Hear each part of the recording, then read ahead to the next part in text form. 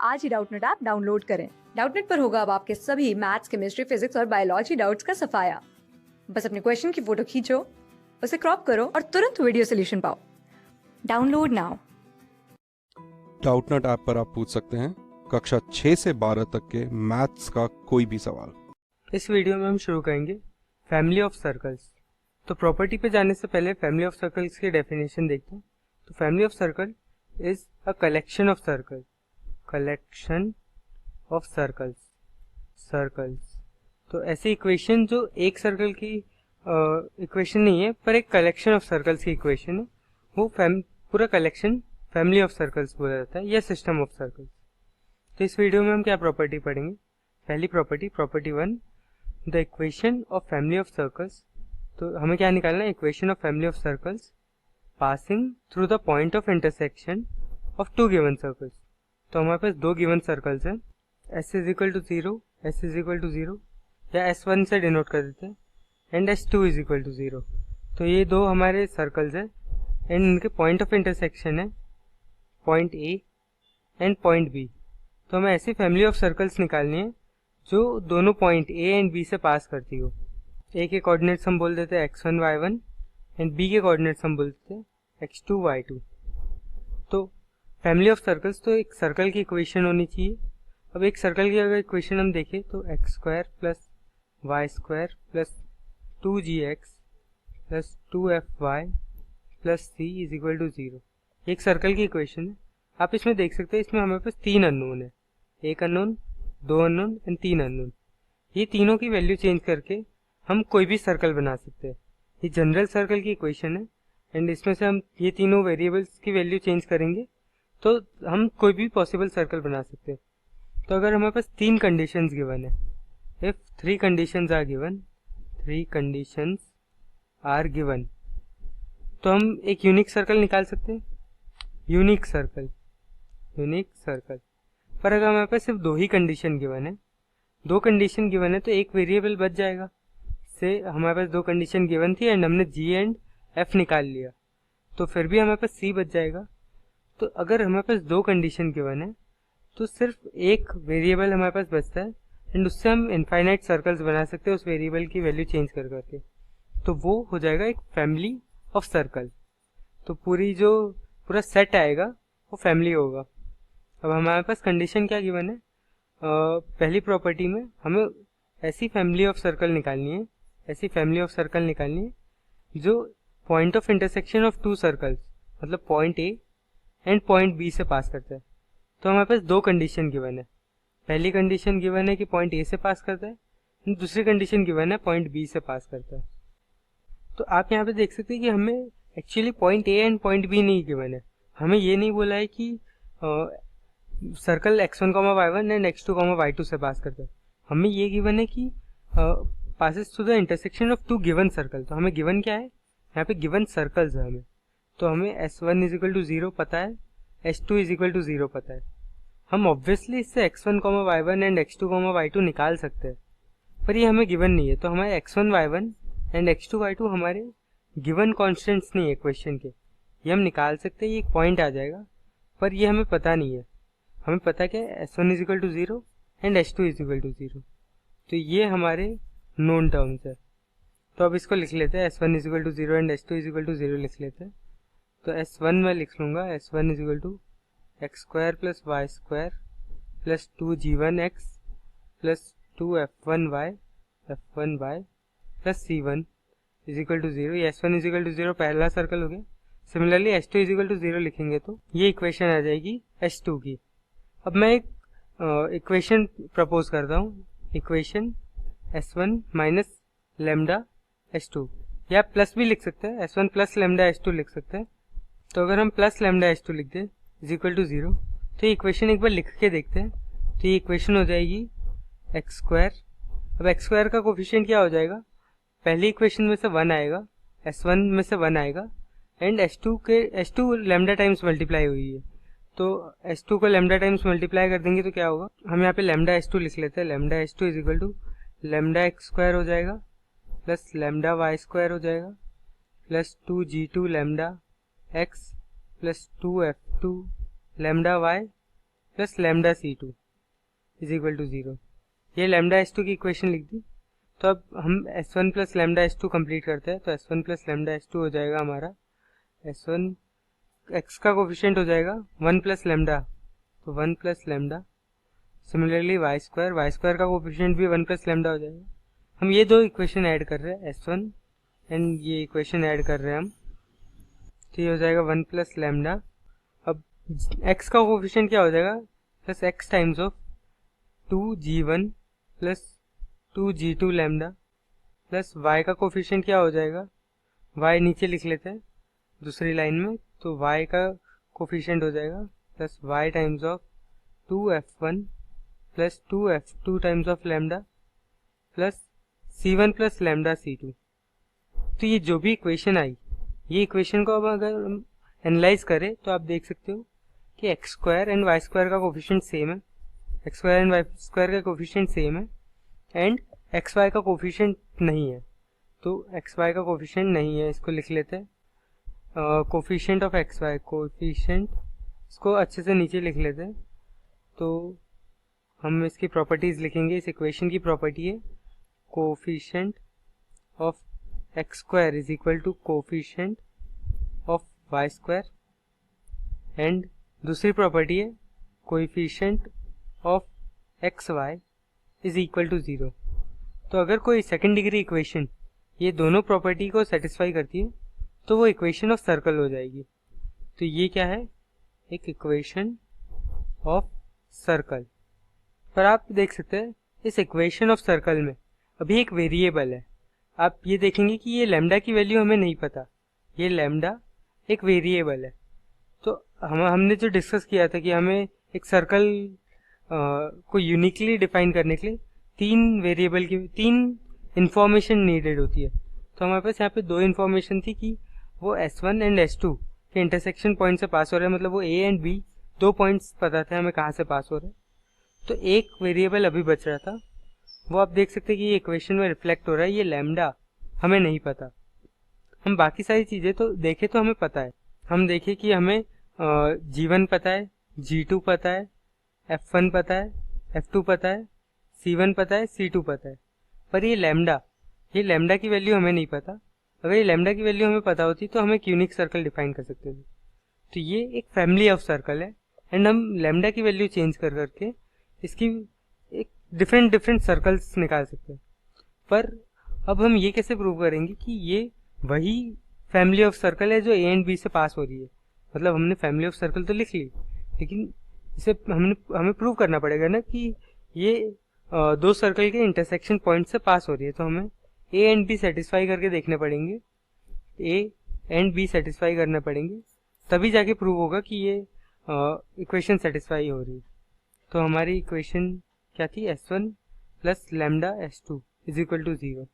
अब आप देख सकते हैं कि ए, हमारा पॉइंट ए जो था वो S1 इज इक्वल टू 0 को सेटिस्फाई करता था, क्योंकि ए S1 पे लाई करता है।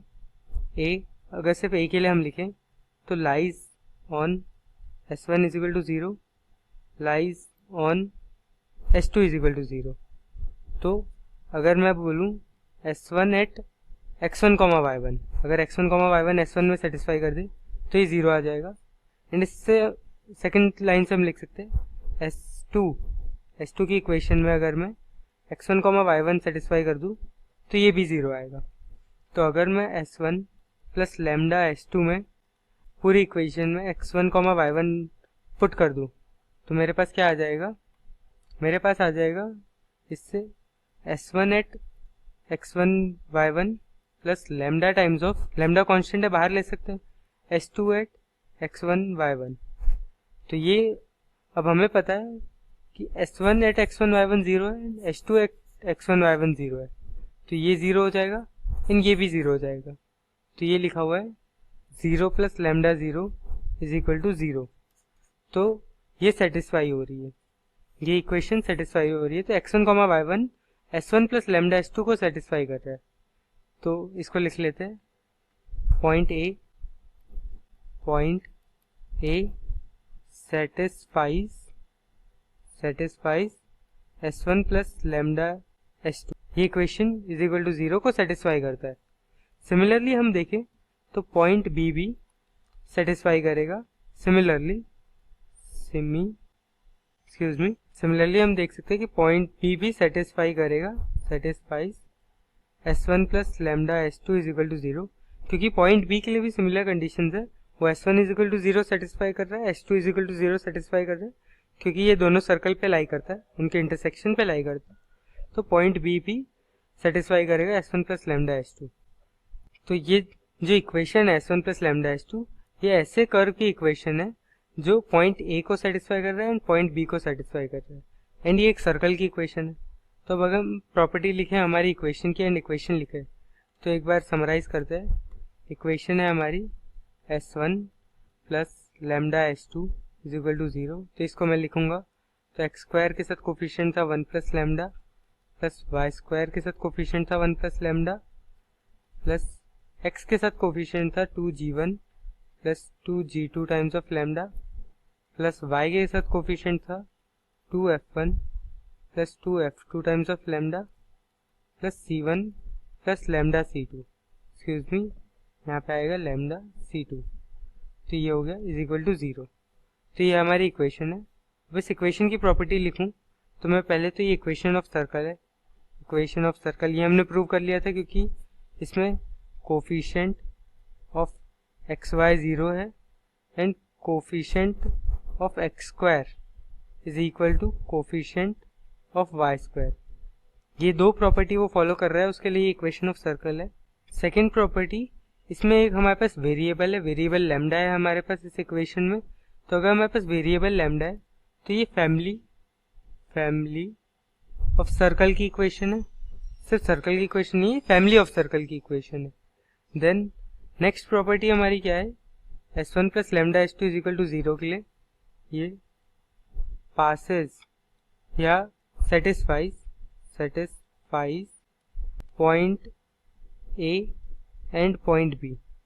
तो इंटरसेक्शन ऑफ टू सर्कल्स को सेटिस्फाई, मतलब जो point A and point B है इंटरसेक्शन ऑफ टू सर्कल्स है, वो ये इक्वेशन को सेटिस्फाई करते हैं, या ये हमारी जो इक्वेशन है, जो कर्व है, वो point A and point B से पास कर रहा है।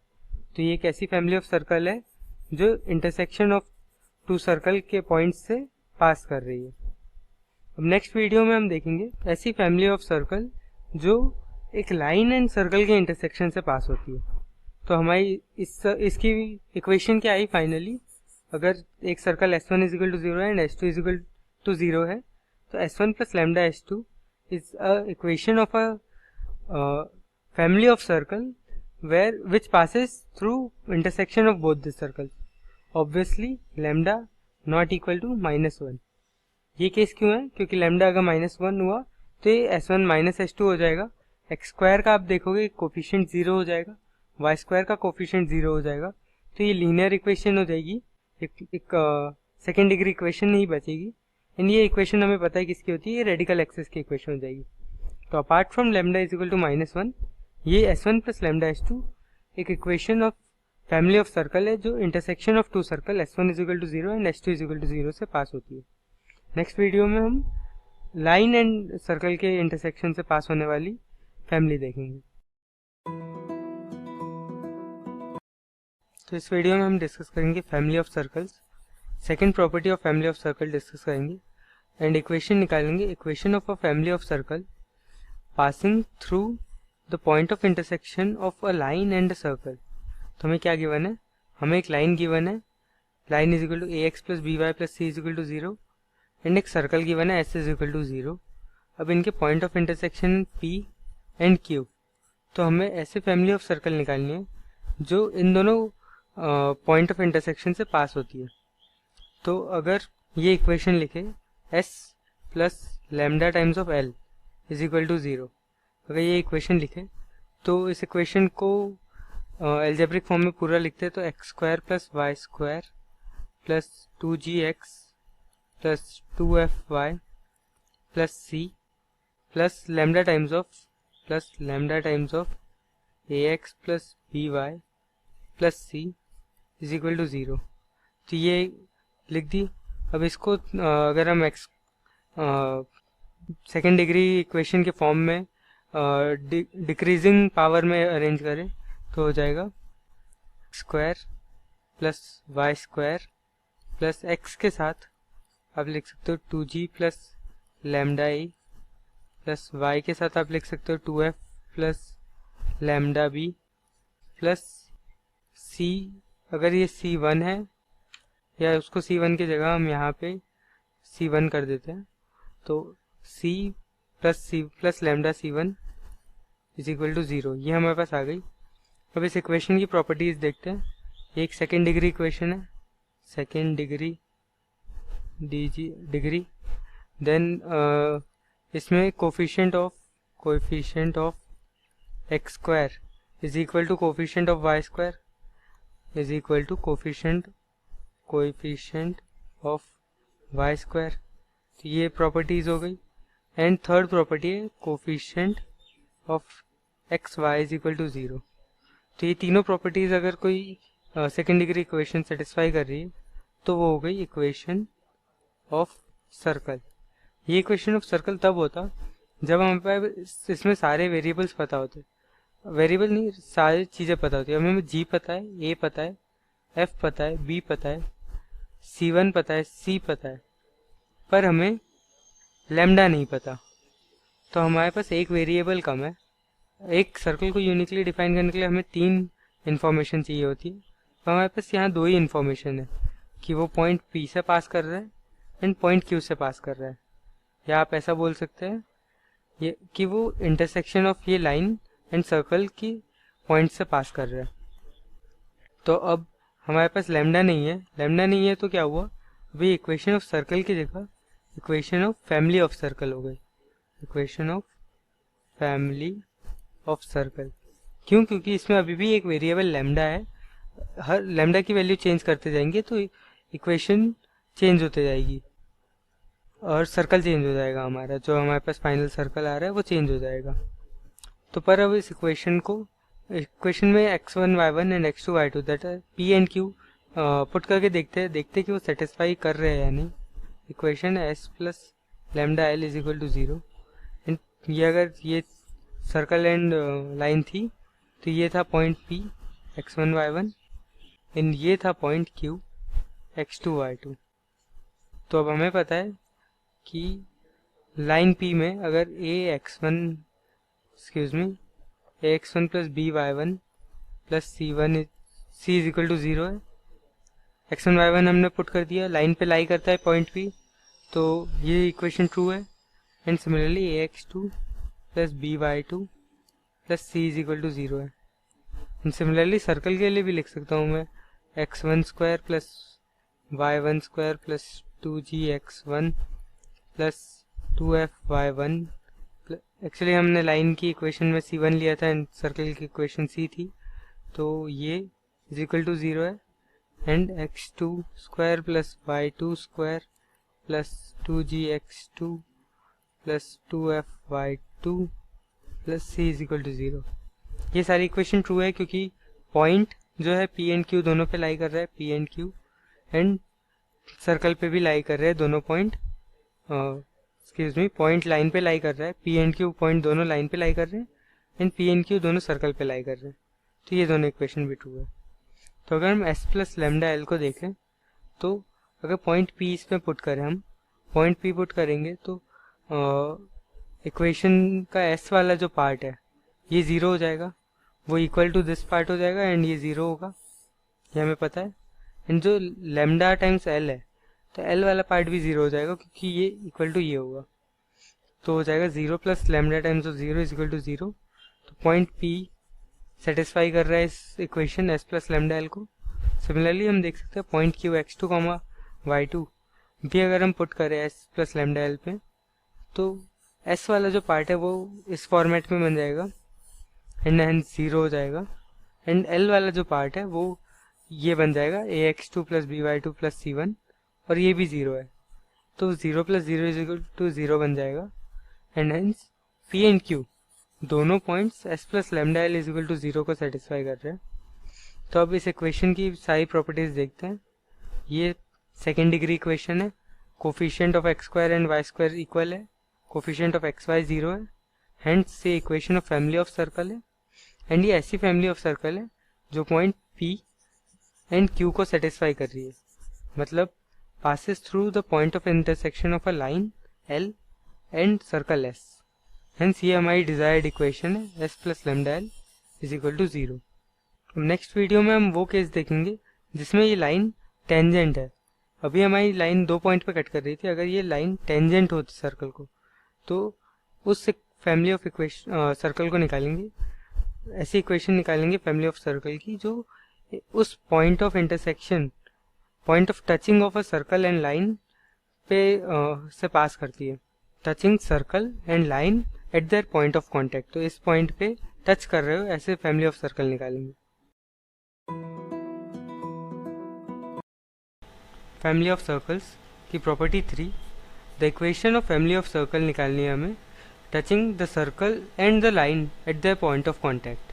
तो हमारे पास एक सर्कल गिवन है s is equal to 0, s is equal to 0 circle given है, and line ax plus by is equal to plus c is equal to 0, ये l is equal to line and s is equal to circle given है, and इनका point of contact given है px1, y1। Actually ये given नहीं है, पर हम बता रहे हैं कि लाइन एंड सर्कल एक पॉइंट पे टच कर रहे हैं, तो इसका मतलब क्या है, लाइन जो हमारी लाइन है, excuse me, line is tangent to the given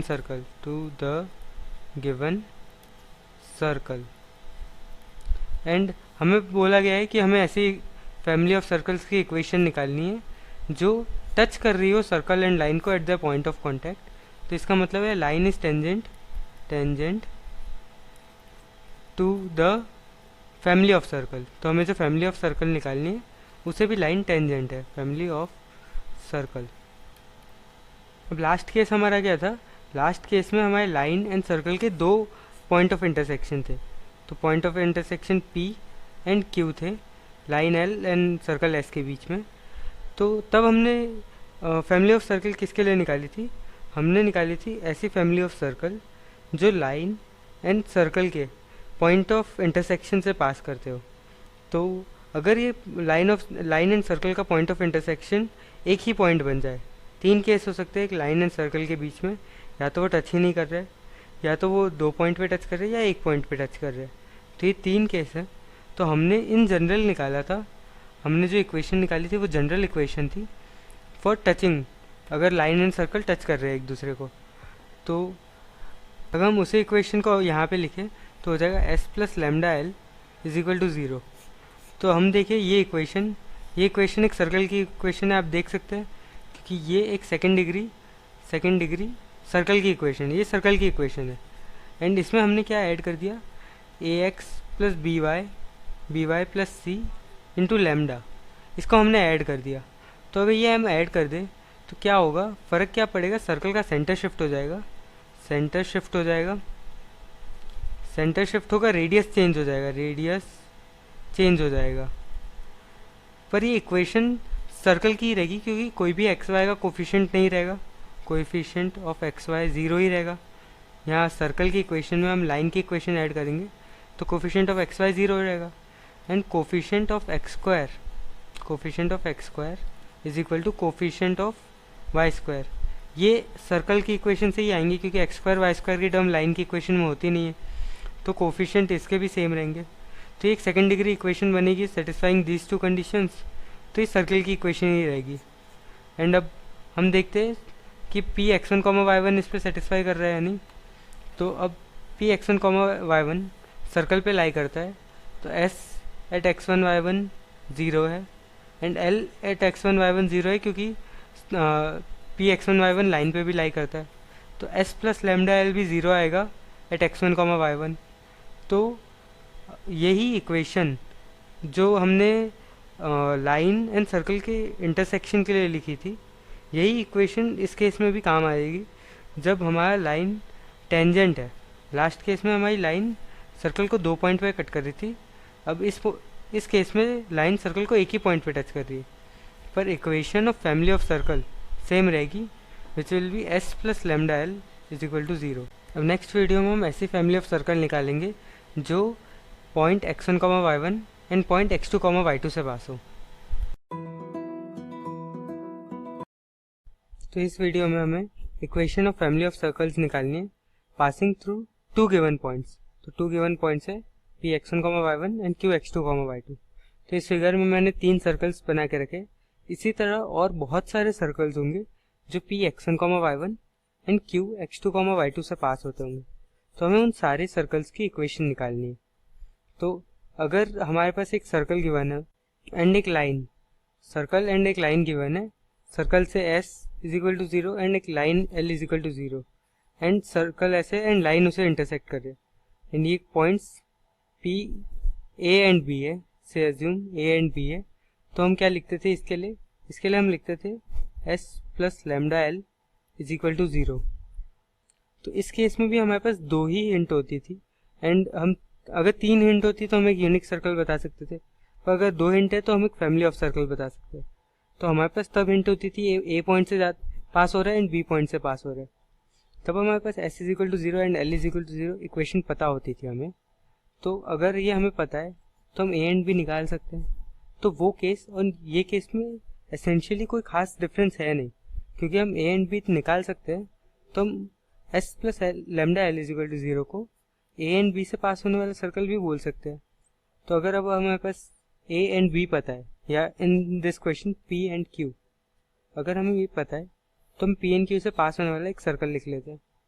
तो डायमेट्रिक फॉर्म में लिख x minus x1 times of x minus x2 plus y minus y1 y minus y2 is equal to 0।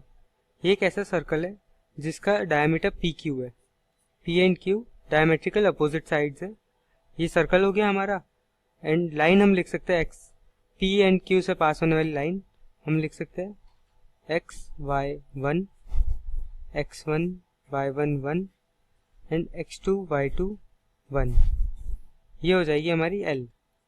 तो l is equal to 0 and s is equal to 0। तो हमारे पास एक line है, एक सर्कल है। तो अब मैं इक्वेशन लिख सकता हूँ s plus lambda l is equal to 0 लिखना है हमें। तो लिख सकते हैं x minus x1 plus into x minus x2 आएगा, तो into x minus plus y minus y1 y minus y2। ये हो गया s plus lambda times of l। तो x y1 x1 y1 1 x2 y2 1। तो ये हमारी लाइन की इक्वेशन हो गई। तो s plus lambda l equal to 0। तो ये ऐसे फैमिली ऑफ सर्कल होगी, ये हमारी इक्वेशन जो हमारी आई है, ये ऐसी फैमिली ऑफ सर्कल होगी जो point x1, y1 and point x2, y2 से पास होती है।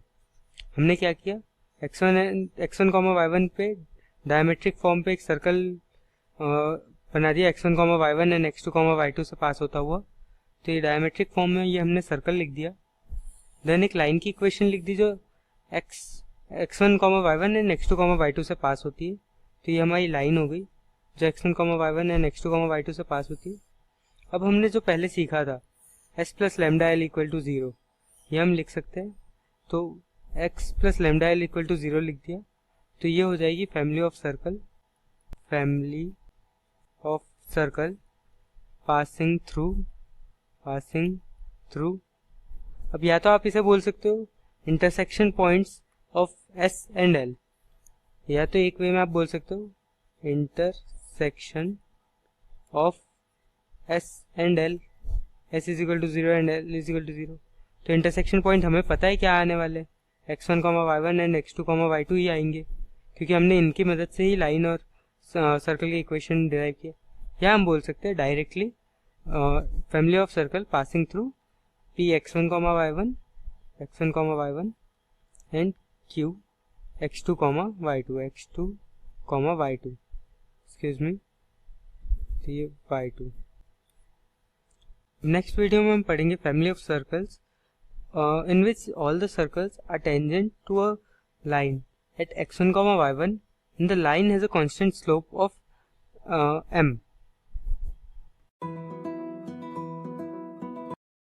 इस वीडियो में हम ये प्रॉपर्टी 5 पढ़ेंगे, the equation of family of circle which touches y minus y1 is equal to mx minus x1 at x1, y1 for any finite m। तो हमारे पास लाइन की इक्वेशन है L is equal to y minus y one is equal to M x minus x one. ये हमारी line की equation है and हमारे पास लाइन की slope and point of contact given है।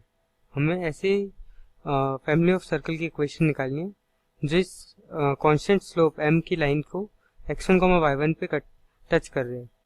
तो अभी तक हमने जो भी इक्वेशन ऑफ सर्कल पढ़ी है वो हमेशा s plus lambda L equal to 0 के फॉर्मेट की रही है। तो हम अलग अलग केस डिस्कस कर लेते हैं। अगर दो इंटरसेक्टिंग सर्कल थे तो इसमें हम लिख सकते हैं s प्लस, अगर s is equal to 0 and s prime is equal to 0, ये दो सर्कल्स है तो s plus s minus s prime. अब s माइनस s प्राइम क्या है, यहाँ पे रेडिकल एक्सिस है, s माइनस s प्राइम इसको लैम्डा इक्वल टू 0। तो ये एक हो गया।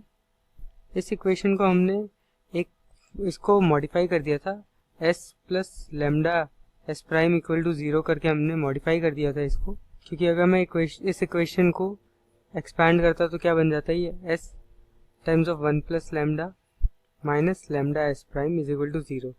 तो अगर इसको 1 प्लस लैम्डा से डिवाइड कर दे तो ये हो जाएगा s minus lambda upon 1 plus lambda times of s prime is equal to 0। तो अब इस पूरे constant lambda upon 1 plus lambda को हम k बोल सकते हैं। तो हो जाएगा s minus k times of s prime is equal to 0 and इसको हम वापस से लिख सकते हैं s minus lambda s prime is equal to 0। तो ये जो हमने इक्वेशन लिखी थी s minus lambda s prime is equal to 0, ये इसी इक्वेशन से डिराइव हुई है, s plus lambda times of s minus s prime is equal to 0। तो सारी जो हमने फैमिली ऑफ सर्कल पढ़ी है वो s प्लस लैम्डा एल इसी से आई है। अगर दो पॉइंट थे तो हमने क्या किया, इनमें पॉइंट फॉर्म पे सर्कल लिखा, डायमेट्रिकल फॉर्म में सर्कल लिखा, सॉरी। अगर दो पॉइंट थे हमारे पास तो डायमेट्रिकल फॉर्म में हमने सर्कल लिखा, दोनों पॉइंट के बीच की लाइन लिखी, दोनों पॉइंट से पास होती हुई and s plus lambda L कर दिया। अगर हमारे पास एक पॉइंट पे टच होती हुई सर्कल एंड लाइन की इक्वेशन थी तो हमने इन दोनों लाइन एंड सर्कल की मदद से फैमिली ऑफ इक्वेशन लिखी थी। अब हमारे पास क्या है, हमारे पास सिर्फ एक लाइन और एक पॉइंट है। अब हमारे पास कोई सर्कल नहीं है तो इस केस में हम क्या करेंगे, उस पॉइंट पे हम एक पॉइंट सर्कल लिख देंगे। अगर ये लाइन है एंड ये x1, y1 है एंड हमारी लाइन है y minus y1 is equal to M x minus x1। तो हमारे पास लाइन की इक्वेशन तो है, सर्कल की इक्वेशन कैसे लिखेंगे, x minus x1 whole square plus y minus y1 whole square is equal to 0। हमने सर्कल का रेडियस 0 कर दिया। तो अब ये हमारे पास सर्कल की इक्वेशन आ गई, s आ गई, l हमारे पास है, l है हमारे पास mx minus y plus y1 minus mx1 is equal to 0। ये हमारी लाइन की इक्वेशन हो गई।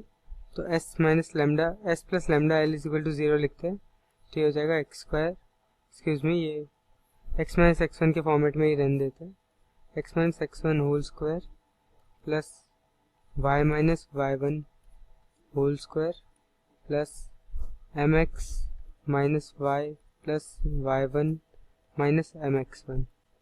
तो ये हमारी s plus lambda L is equal to, ये lambda L is equal to 0 के फॉर्मेट में फैमिली ऑफ सर्कल्स हो गई, जो line y minus y1 is equal to M x minus x1 को पॉइंट x1, y1 पे टेंजेंट है या टच कर रही है। नेक्स्ट वीडियो में हम ऐसी इक्वेशन निकालेंगे, ऐसी सर्कल की इक्वेशन निकालेंगे जो line L1 is equal to 0, L2 equal to 0 and L3 equal to 0 से बने ट्राइंगल को सर्कमस्क्राइब करेगी।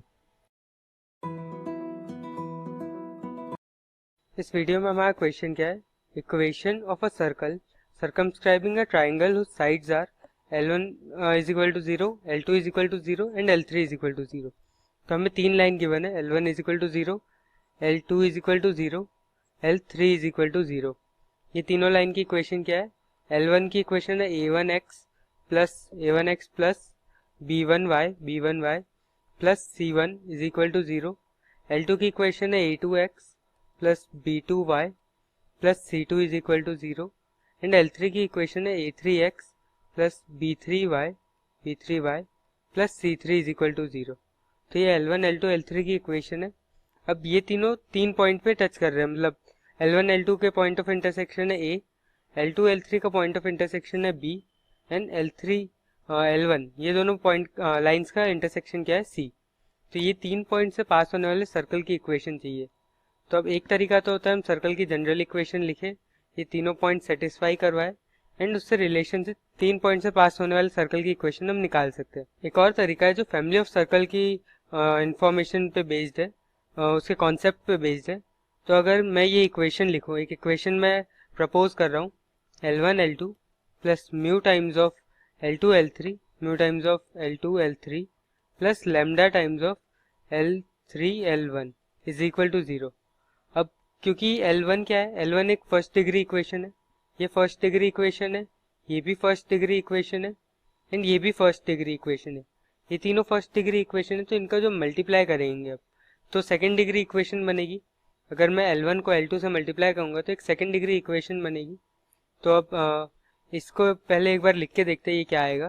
तो हो जाएगा A1x plus B1y plus C1 ये ब्रैकेट में, देन इसको मल्टीप्लाई किया हमने A2x plus B2y plus C2 ये हो गया, प्लस में मेरे पास आ जाएगा mu times of L2 L3, तो A2x plus B2y plus C2 इसको मल्टीप्लाई करूंगा मैं A3x plus B3y plus C3 से, ये मल्टीप्लाई कर दिया, plus lambda times of L3 L1 है तो A3x plus B3y plus C3 इसको मल्टीप्लाई करूंगा मैं A1x plus B1y plus C1 is equal to ये 0, ये फाइनली इक्वल टू 0 है। तो ये जो इक्वेशन है, ये इक्वेशन आप देखना, ये तीनों points A, B and C तीनों को सेटिस्फाई करेगी।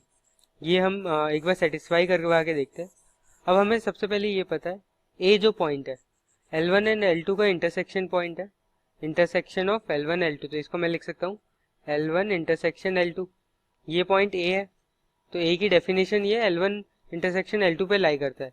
B की डेफिनेशन है ये L2 इंटरसेक्शन L3 पे लाई करता है, एंड C की डेफिनेशन है L3 इंटरसेक्शन L1 पे ये लाई करता है। तो ये हमारे ABC हमने डिफाइन कर दिया, ABC कैसे आए, कौन से पॉइंट्स है ये। तो A पॉइंट को अगर मैं L1 की इक्वेशन में सेटिस्फाई कराऊंगा तो वो सेटिस्फाई होगा क्योंकि वो L1 L2 की इंटरसेक्शन पे लाई कर रहा है। Similarly A point B L2 line को भी सेटिस्फाई करेगा। तो हम देख सकते हैं L1 को कौन कौन सेटिस्फाई करेंगे, A सेटिस्फाई करेगा L1 को, and C point A and C दोनों L1 को सेटिस्फाई करेंगे। L2 को कौन कौन से पॉइंट सेटिस्फाई करवाएंगे, B एंड कौन से L2 पे A भी लाई कर रहा है तो A एंड B L2 को सेटिस्फाई करेंगे। अब L3 लाइन को देखो, L3 लाइन कौन सी है मैं आपको बताता हूँ। सबसे पहले L3 लाइन है ये वाली लाइन, आप इस पे देख सकते हैं B एंड C सेटिस्फाई कर रहा है, तो यहाँ पे B एंड C लिख देता हूँ, B एंड C। मैं एक बार सारी लाइंस आपको बता देता हूँ। ये L1 लाइन, इस पे A एंड C सेटिस्फाई हो रहा है, ये L2 लाइन है जिसपे B एंड A सेटिस्फाई हो रहा है, एंड ये L3 लाइन है जिसपे C एंड B ये दोनों पॉइंट लाई कर रहे हैं। तो C पॉइंट किसको किसको सेटिस्फाई करेगा, L3 को सेटिस्फाई करेगा एंड L1 को सेटिस्फाई करेगा। तो आप देख सकते हैं C मैंने L1 में लिखा है एंड L3 पे लिखा है। तो सिमिलरली मैंने ये लिख लिया है, तो तीनों पॉइंट एंड तीनों लाइन के लिए हमने लिख लिया है। अब हम सबसे पहले देखिए, हमें ऐसे सर्कल की इक्वेशन चाहिए, ऐसे सेकेंड डिग्री इक्वेशन चाहिए जो सर्कल को रिप्रेजेंट कर रही हो। तो हमें क्या क्या चाहिए वो एक बार देखते हैं। हमें हमारी इक्वेशन है, ये हमारी इक्वेशन हमने प्रपोज की है, ये इक्वेशन, इसके क्या क्या रूल ये फॉलो करने चाहिए। तो सबसे पहले ये A, B and C, A, B and C ये तीनों को सेटिस्फाई करनी चाहिए। तो A, B, C इसको सेटिस्फाइज, तो इसको आगे लिख लेते हैं। तो यहाँ लिख देते हैं satisfies, SATISFIES, satisfies A, B, C, ये तीनों पॉइंट से पास होनी चाहिए and circle of equation of circle होनी चाहिए। तो equation EQUATION, equation of circle. तो सर्कल की इक्वेशन होने के लिए दो कंडीशंस होते हैं, X square and Y square का coefficient same, X square and Y square. इसको ऐसे लिखते हैं coefficient of x square Y square, तो coefficient of x square is equal to coefficient of Y square. ये एक कंडीशन होती है सर्कल की इक्वेशन की। एंड दूसरी कंडीशन होती है कोएफिशिएंट ऑफ एक्स वाई, ये एक्स वाई वाली टर्म का कोफिशिएंट 0 होना चाहिए। आप देख सकते हैं यहाँ मल्टीप्लाई करूंगा b1y को a2x से, तो एक एक्स वाई का कोफिशिएंट आएगा, तो उनका जो summation through out the equation 0 होना चाहिए। तो ये कंडीशन होनी चाहिए। सबसे पहले हम ये वेरीफाई करते हैं कि ये सेटिस्फाई कर रहा है या नहीं ए बी सी को, ठीक है। तो ए बी सी, सबसे पहले इस इक्वेशन में मैं पॉइंट ए पुट करता हूँ। तो पॉइंट ए हमें पता है किसको सेटिस्फाई करेगा, पॉइंट ए L1 L2 की इक्वेशन को सेटिस्फाई करेगा, क्योंकि पॉइंट है L1 एंड L2 के इंटरसेक्शन पे लाई करता है। तो हम अपनी इक्वेशन में देख सकते हैं, हम जब सबसे पहले इक्वेशन में पुट करेंगे पॉइंट ए, तो ये वाला टर्म पूरा 0 हो जाएगा, क्योंकि ये L1 इंटू L2 है, एंड L1 में भी सेटिस्फाई हो रहा है पॉइंट ए, एंड L2 में भी सेटिस्फाई हो रहा है पॉइंट ए। तो मैं अगर यहाँ पे हमारी इक्वेशन में ए पुट करूंगा L1 में आप देख सकते हो मैंने ए पुट किया, तो क्या लाइन हो जाएगी, a1x plus b1y plus c1 is equal to 0। तो ये is equal to 0 condition hold करती है, क्योंकि पॉइंट ए इस पे लाई कर रहा है। सिमिलरली L2 में पॉइंट ए पुट करूंगा तो a2x1 plus b2y1 plus c2 is equal to 0 आएगा मेरे पास। तो ये कंडीशन भी होल्ड करती है, क्योंकि पॉइंट ए इसको सेटिस्फाई करता है। तो ये वाला टर्म पूरा 0 हो जाएगा, L1 L2 वाला। देन हम देखेंगे second part of the equation. तो इसमें L2 इज इक्वल टू 0 हो जाएगा, क्योंकि L2 को सेटिस्फाई करता है पॉइंट ए। तो L2 में अगर x1, y1 में पुट करूंगा तो वो इक्वेशन 0 हो जाएगा। तो ये हो जाएगा mu times of 0 into L3 में पुट करने के बाद जो कुछ वैल्यू आएगी, L3 पे पॉइंट ए लाइन नहीं करता तो वो कुछ नॉन जीरो वैल्यू देगा। L3 लाइन ये आप देख सकते हो, L3 लाइन ये, इस पे पॉइंट ए लाइन नहीं करता तो कुछ नॉन जीरो वैल्यू देगा वो। पर L2 पे लाई करता है पॉइंट ए, L2 ये रहा, L2 ये लाइन है, इस पे पॉइंट ए लाई करता है, तो ये L2 वाला टर्म 0 हो जाएगा। Similarly third part of the equation में ये L3 वाला जो पार्ट है वो 0 हो जाएगा, क्योंकि सॉरी L1 वाला पार्ट 0 हो जाएगा, सॉरी। तो L1 वाले पार्ट 0 हो जाएगा, क्योंकि पॉइंट ए लाइन L1 पे लाई करता है। ये जो लाइन L1 है इस पे पॉइंट ए लाई कर रहा है, तो ये वाला पार्ट 0 हो जाएगा। तो हमारी इक्वेशन हो जाएगी lambda times of some number, क्योंकि L3 में पुट करने पे सम नॉन जीरो नंबर आएगा, इंटू 0। तो ये हो जाएगा 0 plus 0 plus 0 which is equal to 0। तो हम देख सकते हैं पॉइंट ए सेटिस्फाई कर रहा है ये इक्वेशन को। सिमिलरली अब हम पॉइंट बी के लिए देखते हैं, पॉइंट बी किसको किसको सेटिस्फाई कर रहा है। पॉइंट बी कहाँ पे है, पॉइंट बी है intersection of L2 and L3। आप देख सकते हो ये point B L2 and L3 के इंटरसेक्शन पे, तो पॉइंट बी L2 L3 के इंटरसेक्शन में, तो L2 एंड L3 को सेटिस्फाई करेगा। तो L2 में अगर मैं x2, y2 पुट करूँ एंड L3 में x2, y2 पुट करूँ, तो ये दोनों कंडीशंस होल्ड करेगी, ये इक्वल टू 0 होल्ड करेगा। तो अब सबसे पहले पार्ट में देखो ये L2 इज इक्वल टू 0 हो जाएगा, क्योंकि x2, y2 इसमें पुट करूंगा तो ये इक्वल टू 0, ये कंडीशन होल्ड कर रही है, ये वाली कंडीशन होल्ड करेगी, L2 is equal to 0। Similarly second part of the equation में ये L2 इज इक्वल टू 0 हो जाएगा वापस से, and actually L3 is equal to 0 भी हो जाएगा, क्योंकि L2 एंड L3 दोनों x2, y2 को सेटिस्फाई कर रहे हैं, क्योंकि L2 एंड L3 के इंटरसेक्शन पे लाई कर रहे हैं, तो ये दोनों 0 हो जाएंगे। Third part of the equation में L3 इज इक्वल टू 0 हो जाएगा, क्योंकि पॉइंट B जो है हमारा L2 एंड L3 के इंटरसेक्शन पे लाई कर रहा है। तो आप देख सकते हो कि पॉइंट B भी इस इक्वेशन को सेटिस्फाई कर रहा है। अब हम पॉइंट C के लिए चेक करते हैं। तो हमने पॉइंट A को प्रूव कर दिया कि वो इक्वेशन पे लाई कर रहा है, पॉइंट B को हमने प्रूव कर दिया कि वो इस इक्वेशन पे लाई कर रहा है। अब पॉइंट C कहाँ पे लाई करता है, L3 एंड L1 के इंटरसेक्शन पे, तो वो L3 को 0 करेगा, L3 इज इक्वल टू 0 होगा, L1 इज इक्वल टू 0 होगा point C x3, y3 put करने पे। तो आप देख सकते हो L1 0 हो जाएगा फर्स्ट पार्ट में, सेकेंड पार्ट में L3 0 हो जाएगा, एंड थर्ड पार्ट में ये दोनों 0 हो जाएंगे। तो जब मैं x3, y3 पुट करूंगा तो ये इक्वेशन हो जाएगी 0 plus 0 plus 0 is equal to 0। तो ये सेटिस्फाई करेगा। हेंस मैं बोल सकता हूँ कि जो C पॉइंट है वो भी इस इक्वेशन को सेटिस्फाई कर रहा है। जो हमने ये इक्वेशन सजेस्ट की है L1 L2 plus mu times of L2 L3 plus lambda times of L3 L1, ये इक्वेशन जो है ये पॉइंट A B C तीनों को सेटिस्फाई कर रहा है। तो ये हमारी कंडीशन ट्रू हो गई कि ये तीनों पॉइंट को सेटिस्फाई कर रहा है। अब हमें सेकंड कंडीशन चाहिए, इक्वेशन ऑफ सर्कल होनी चाहिए। अभी कुछ भी सेकंड डिग्री इक्वेशन बन रही है, इसमें एक्स वाई के टर्म भी है, then coefficient of x square coefficient of Y square के इक्वल भी नहीं है, तो ये सारी कंडीशंस ट्रू होनी चाहिए। तो इसके लिए हम क्या करेंगे, इसके लिए हम सबसे पहले coefficient of x square Y square देखेंगे। तो coefficient of x square and coefficient of Y square हम देखेंगे। तो कोफिशिएंट ऑफ एक्स स्क्वायर कब आएगा, जब हम एक्स वाली टर्म को एक्स वाली टर्म से मल्टीप्लाई करें, यहाँ भी एक्स वाली टर्म को एक्स वाली टर्म से मल्टीप्लाई करें। तो मेरे पास क्या आ जाएगा, कोफिशिएंट ऑफ एक्स स्क्वायर वो मेरे पास आ जाएगा a1 a2 प्लस मेरे पास आ जाएगा mu times of a2 a3 plus मेरे पास आ जाएगा lambda times of a3 a1। ये आ जाएगा मेरे पास। इसको थोड़ा नीचे लिख लेते हैं। ये हो गया कोफिशिएंट ऑफ एक्स स्क्वायर।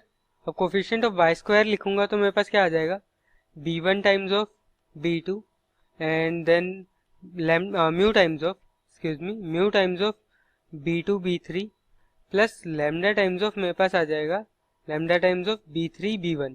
ये आ जाएगा मेरे पास। तो ये एक इक्वेशन आ गई आपके पास म्यू एंड लैम्डा की टर्म्स में, ये एक इक्वेशन आ गई। सेकेंड अब हम कंसिडर करेंगे condition coefficient of x Y is equal to 0। तो एक्स वाई का कोफिशिएंट क्या आएगा, फर्स्ट L1 इंटू L2 से मेरे पास आ जाएगा A1 into B2 plus B1 into A2। ये एक्स वाई का कोफिशिएंट होगा। A1 को जब B2 से मल्टीप्लाई करूंगा तो एक्स वाई आएगा, B1 को जब A2 से मल्टीप्लाई करूंगा तो एक्स वाई आएगा। तो ये हो जाएगा हमारे पास एक्स वाई का कोफिशिएंट। सिमिलरली हमारे पास आ जाएगा म्यू टाइम्स ऑफ A2 के साथ B3 प्लस B2 के साथ A3, ये आ जाएगा। प्लस मेरे पास आ जाएगा लैम्डा टाइम्स ऑफ A3 के साथ B1 प्लस B3 के साथ A1, ये आ गया मेरे पास, इज इक्वल टू 0। जो ये एक इक्वेशन है एंड ये एक इक्वेशन है। तो ऊपर वाली इक्वेशन में म्यू एंड लैम्डा वाली टर्म्स कलेक्ट कर लेते हैं। तो म्यू वाली टर्म्स क्या हो जाएगी, A2 A3 minus B2 B3। आप देख सकते हैं, मैं हाईलाइट कर देता हूँ उसको। ये म्यू A2 A3 है एंड म्यू B2 B3 है, तो ये एक साथ हो जाएगी। तो पूरी इक्वेशन अगर मैं एक साथ करके लिखूं तो उसको नीचे लिख लेता हूँ, ऊपर थोड़ा कचरा हो जाएगा। ये पहले नॉर्मल टर्म्स, तो इसको A1 A2 plus B1 plus नहीं आएगा, यहाँ माइनस आएगा क्योंकि B1 B2 इक्वल टू के इस साइड आएगा तो माइनस हो जाएगा। सबसे पहले ये हटा देते हैं एंड इक्वल टू की साइन को हाईलाइट कर लेते हैं। हम B1 B2 को यहाँ पे ला रहे हैं तो ये हो जाएगा माइनस B1 B2, ये हो गया।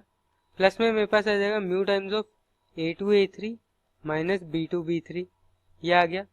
देन मेरे पास लैम्डा के टाइम्स आ जाएगा A3 A1 minus B3 B1, ये आ गया। ये इज इक्वल टू 0। तो अब हमारे पास ये दो कंडीशंस आ गई है। अगर ये दो कंडीशंस हम सेटिस्फाई कर दे तो हमारा कोफिशिएंट, पहली कंडीशन जो मैं अभी हाईलाइट कर रहा हूँ, इस कंडीशन को अगर मैं सेटिस्फाई कर पाऊंगा तो मेरे पास कोफिशिएंट ऑफ एक्स वाई 0 हो जाएगा। एंड इस कंडीशन को अगर मैं सेटिस्फाई कराऊंगा तो मेरा coefficient of x square is equal to coefficient of Y square हो जाएगा। तो ये हमारे पास दो इक्वेशन है लैम्डा और म्यू के टर्म्स में, एंड लैम्डा और म्यू हमारे पास दो अननोन है। तो लैम्डा और म्यू अगर हम इन दो कंडीशन की मदद से निकालें, ये दो, अब A1 A2 B1 B2 C1 C2 ये तो सिर्फ कोफिशिएंट्स है, ये कांस्टेंट्स है। तो ये अगर हम पुट करेंगे, अगर इस इक्वेशन में पुट कर देंगे तो हमारे पास इक्वेशन क्या बनेगी, हमारे पास बनेगा से आई नहीं लिखता मैं, इसमें लिख देता हूँ AM एंड AN यूज करेंगे तो AMX प्लस मेरे पास बनेगा AM। तो इसको मैं ऐसे लिखता हूँ mu times of AM plus lambda times of BM plus CM is equal to 0। And या म्यू एंड लैम्डा को इस साइड लिख देते हैं, तो म्यू एंड लैम्डा इस साइड लिख देते हैं, तो AM mu plus BM lambda. And second equation क्या है, ये फर्स्ट इक्वेशन लिखी मैंने, सेकेंड इक्वेशन बन जाएगी AN mu plus BN lambda plus CN is equal to 0। तो ये म्यू एंड लैम्डा में दो इक्वेशन है एंड हमारे पास दो ही अननोन है, म्यू एंड लैम्डा हमारे दो अननोन है, बाकी हमें सब कुछ पता है, हम निकाल सकते हैं। तो दो इक्वेशन दो अननोन, इससे हम म्यू एंड लैम्डा की वैल्यू निकाल लेंगे, म्यू एंड लैम्डा हम इससे फाइंड आउट कर लेंगे।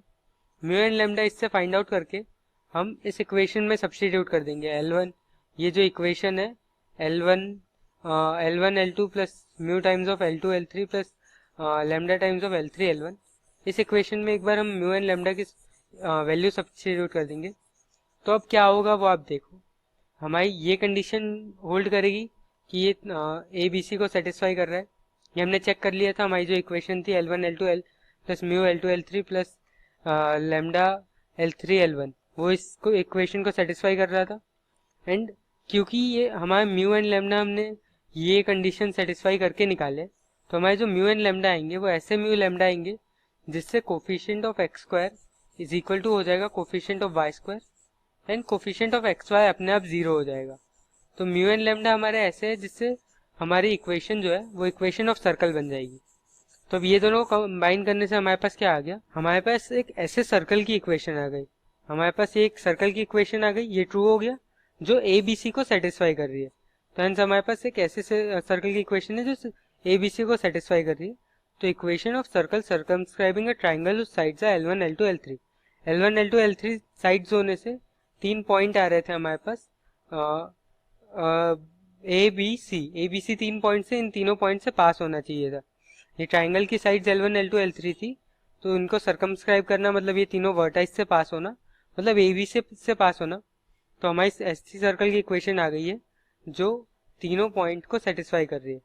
हेंस टू एंड हमारी इक्वेशन ऑफ सर्कल जो L1 L2 L3, L1 is equal to 0, L2 is equal to 0 and L3 is equal to 0 से बने हुए ट्राइंगल, ये ट्राइंगल बना L1 L2 L3 is equal to 0 से। तो ये तीनों पॉइंट से पास होने वाला सर्कल, ये L1 L2 का इंटरसेक्शन, L2 L3 का इंटरसेक्शन एंड L3 L1 के इंटरसेक्शन से पास होने वाले सर्कल की इक्वेशन क्या हो जाएगी, L1 L2 plus mu times of L2 L3 plus lambda times of L3 L1 is equal to 0। जहां हम ऐसी कंडीशन सेटिस्फाई करेंगे, ये तो इक्वेशन हो गई एंड वो ये इक्वेशंस को सेटिस्फाई करना चाहिए, क्योंकि ये इक्वेशंस कहाँ से आई है, इसमें हम ये एक बार इक्वेशन लिखेंगे, then coefficient of x square, excuse me, coefficient of x square is equal to coefficient of Y square and coefficient coefficient of x y, COEFF coefficient of x Y is equal to 0। हम ये दो conditions इस equation पे satisfy करवा देंगे and mu and lambda की value निकाल लेंगे।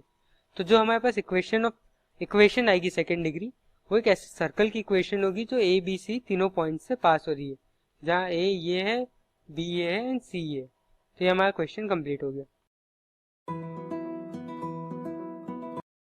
इस वीडियो में हम पढ़ेंगे इंट्रोडक्शन टू रेडिकल एक्सिस। तो रेडिकल एक्सिस क्या होती है वो देखेंगे हम। तो रेडिकल एक्सिस की डेफिनेशन लिखते हैं। तो radical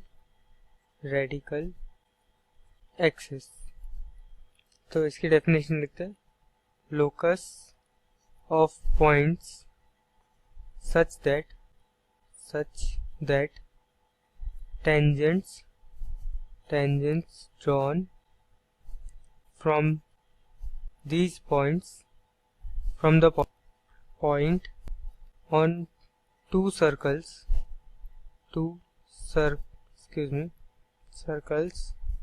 are of same length। तो अगर ये पॉइंट हमारे पास P x1, y1 है एंड ये Q एंड R पॉइंट पे सर्कल C2 या S prime is equal to 0 and circle first या S इज इक्वल टू 0 पे टेंजेंट Q एंड R पे रिस्पेक्टिवली ड्रॉप हो रही है, तो ये length PR is equal to PQ होगी। तो इसमें डायग्राम में हम लिख सकते हैं PR is equal to PQ। तो रेडिकल एक्सिस ऐसे पॉइंट्स का लोकस है जहाँ से हम टेंजेंट अगर दो सर्कल्स पे ड्रॉ करें तो उनकी लेंथ सेम होगी। तो अब हमें पता है PR होगा under root of S1 for point x1, y1 for circle 1 and PQ हो जाएगा under root of S1 for circle 2। ये हो जाएगा। तो अब हम लोकस निकालने की ट्राई करते हैं। तो हम लोकस निकालने के लिए क्या करेंगे, लेंथ ऑफ टेंजेंट्स इक्वेट कर देंगे। तो लेंथ ऑफ टेंजेंट होती है अंडर रूट S1, तो under root S1 for circle 1 is equal to under root S1 for circle 2। ऐसे पॉइंट्स का लोकस चाहिए हमें। तो हम लिख सकते हैं S1 क्या हो जाएगा, S1 फॉर अगर पॉइंट x1 y1 से x1 y1 is the point जहाँ से टेंजेंट बना रहे हैं, तो S1 में डाल देंगे। अब ये इक्वल है, अगर ये इक्वल है यानी लेंथ है, तो अगर length a is equal to length b, तो a square is equal to b square. तो हम लिख देते हैं S1 with respect to circle 1 is equal to S1 with respect to circle 2। ऐसे पॉइंट्स का लोकस चाहिए हमें x1, y1 जो इसे सेटिस्फाई करे। तो इसको इक्वेशन लिखते हैं। तो x1 square plus y1 square plus 2g1 x1 plus 2f1 y1 plus c1 is equal to x2 square x1 square plus y1 square plus 2g2 x1 plus 2f2 y1 plus c2। तो इसमें आप देख सकते हैं कि ये यहाँ पे x स्क्वायर कैंसिल हो जाएंगी, x स्क्वायर कैंसिल हो जाएगा, x1 square y1 square cancel हो जाएंगे। तो हमारे पास इक्वेशन बच जाएगी 2g1 minus g2 times of x1 plus 2f1 minus f2 times of y1 plus c1 minus c2 is equal to 0।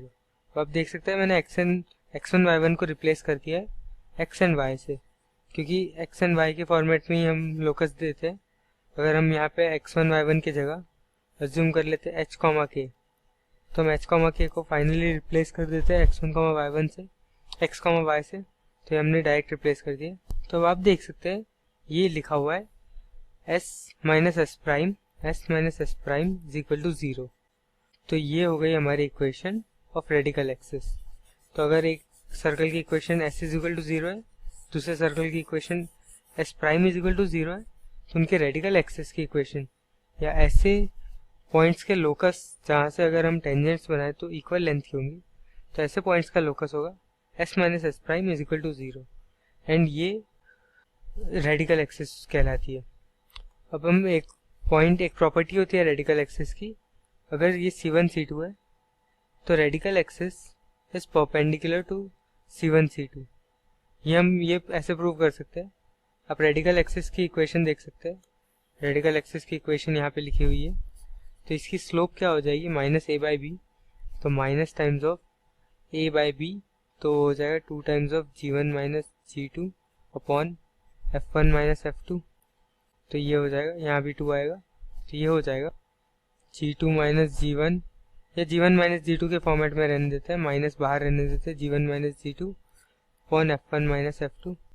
अब हमारे पास सेंटर 1 का पॉइंट है minus g1 minus f1 and centre 2 का पॉइंट है माइनस g2 माइनस f2। तो अगर हम slope निकाले c1 c2 की स्लोप निकाले तो c1 c2 की स्लोप आ जाएगी y2 minus y1 upon x2 minus x1। तो ये हो जाएगा minus f1 minus f2 upon minus g1 minus g2। तो ये हो जाएगा। तो इसकी स्लोप अगर हम लिखें तो ये हो जाएगा माइनस माइनस प्लस हो जाएगा, तो हमारे पास f2 माइनस f1 आ जाएगा, f2 minus f1 upon g2 minus g1। तो ये हो जाएगा m ऑफ c1 c2। और अगर हम m ऑफ रेडिकल एक्सिस देखा, रेडिकल एक्सिस, तो ये हो जाएगा माइनस, अगर दोनों में माइनस इनसे मल्टीप्लाई करें तो g2 minus g1 upon f2 minus f1।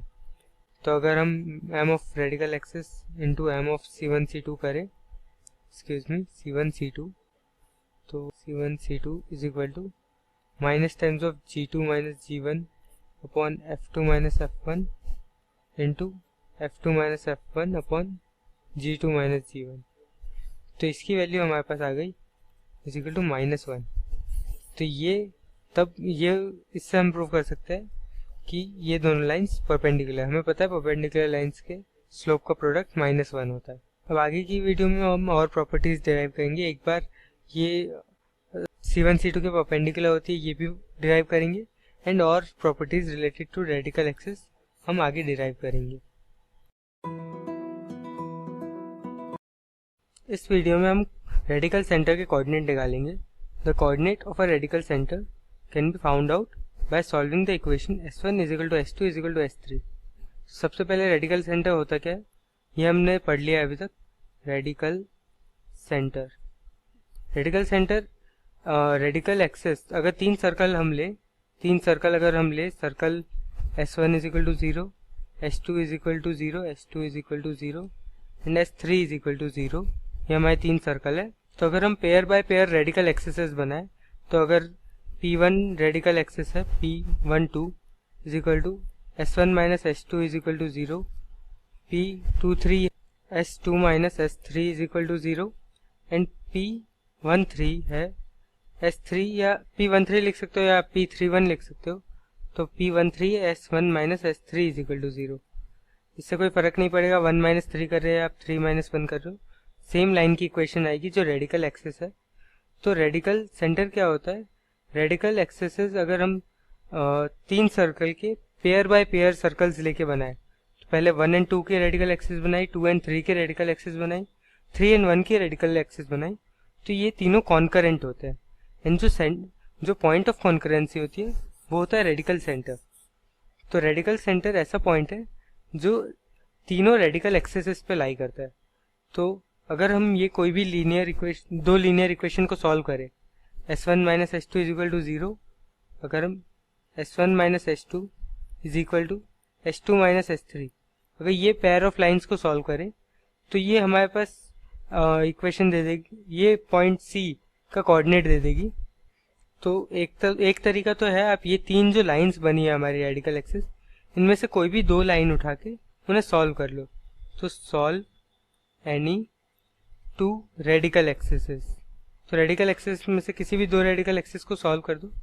या एक और तरीका है जो डेफिनेशन है, डेफिनेशन पे से जाए तो रेडिकल एक्सिस क्या होती है, रेडिकल एक्सिस ऐसी पॉइंट्स का लोकस होता है। रेडिकल एक्सिस लिखेंगे हम, रेडिकल एक्सिस ये ऐसे पॉइंट का लोकस होता है, लोकस ऑफ सच पॉइंट्स, या फिर ऐसे लिखते हैं locus of points such that tangents drawn to two circles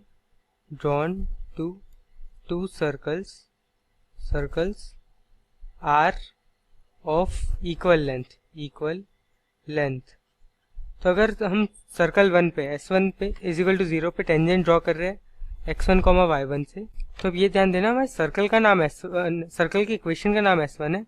तो S1 का 1 दैट इज सर्कल की इक्वेशन, अगर सर्कल की इक्वेशन हम x² plus y² plus 2g1x plus 2f1y plus c1 is equal to 0 ले रहे हैं, तो अगर इसमें x1 y1 सेटिस्फाई कर दे तो x1² प्लस y1² सेटिस्फाई या पुट कर दे, आपको बोलना चाहिए पुट कर दे, तो ये इक्वेशन फॉर्म हो जाएगी।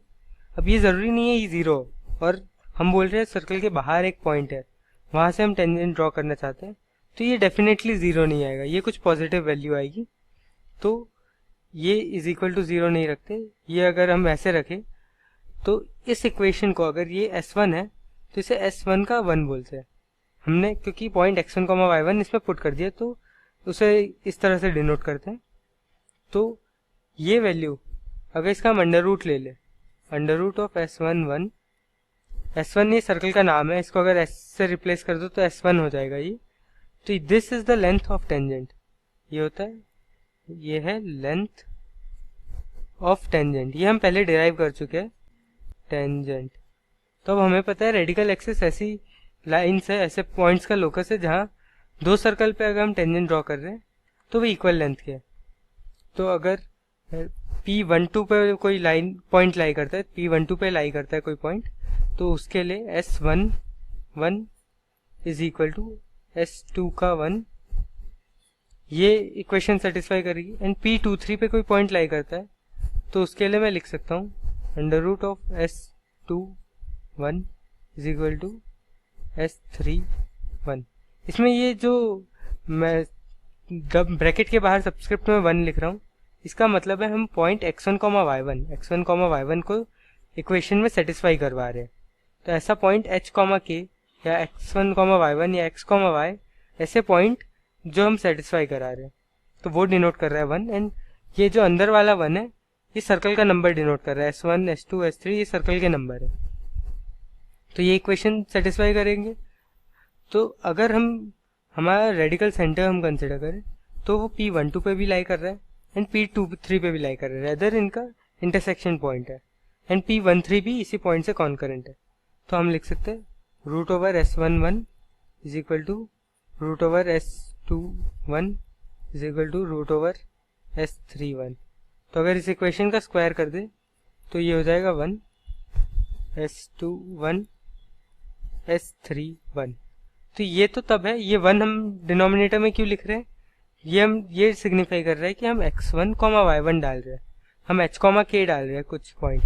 तो अगर वो पॉइंट x y होता, हम लोकस हमेशा x y के फॉर्मेट में देते हैं, अगर किसी भी इक्वेशन का लोकस देते हैं तो हम x एंड y के फॉर्मेट में देते हैं।